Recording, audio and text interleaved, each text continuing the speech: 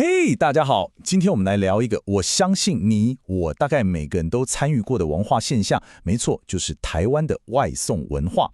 這可以說是一場關於美食、科技，還有我們內心深處那一點點對效率的極致追求所展開的史詩級冒險啦。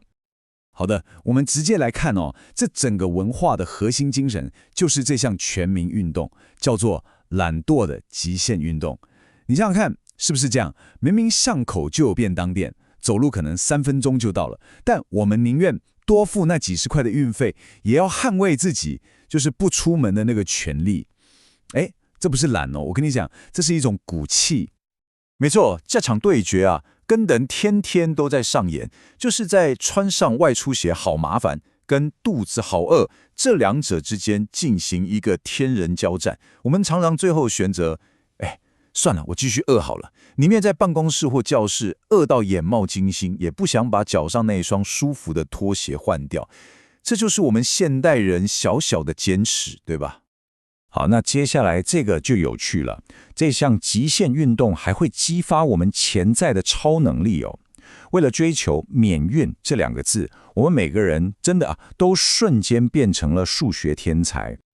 你看哦，這是不是超寫實的？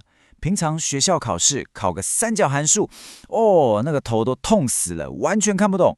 可是只要在點餐 App 上看到滿199免運，我們的大腦瞬間變成超級電腦，馬上就可以規劃出最完美的湊單方案。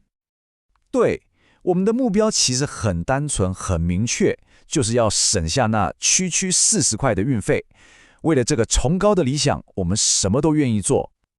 但是現實總是殘酷的，為了省下那40塊，我們常常會硬是多點一份60塊，而且可能根本吃不下的炸地瓜球。這就是所謂省小錢花大錢的最高境界啊！你的數學老師如果知道你把數學用在這裡，不知道會不會感動到流眼淚。而且你不要以為只有學生、上班族會叫外送，老師也會。但老師最怕的不是付運費，是怕被學生抓包。你想想那個畫面，你拿着熱騰騰的雞腿飯，結果被一群學生圍着說：“哇，老師你吃這麼好！”那個便當瞬間比什麼違禁品都還燙手啊！好，那點完餐之後呢，真正的挑戰才要開始。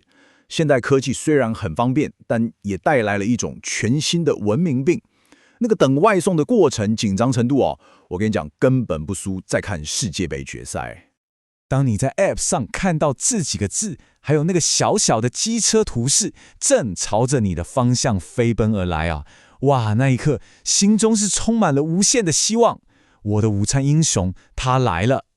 結果下一秒鐘，那個小圖示，他居然給我轉彎了，往反方向騎走了。那一瞬間，那個心情就像被背叛一樣，濃濃的背叛感。可惡，他要去送別人的單了。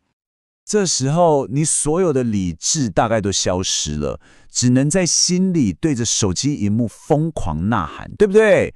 大哥回來啊！我的鹹酥雞它在變冷啊！那個靈魂正在一點一點的流失啊！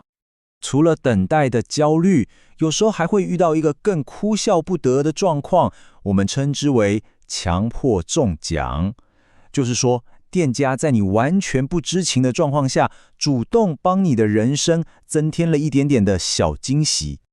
這個感覺我打個比方就像是你滿心期待訂了一隻最新的 iPhone 16，結果打開盒子一看，裡面躺着一隻 Nokia 3310，那種從天堂直接掉到地獄的失落感，我相信你懂的。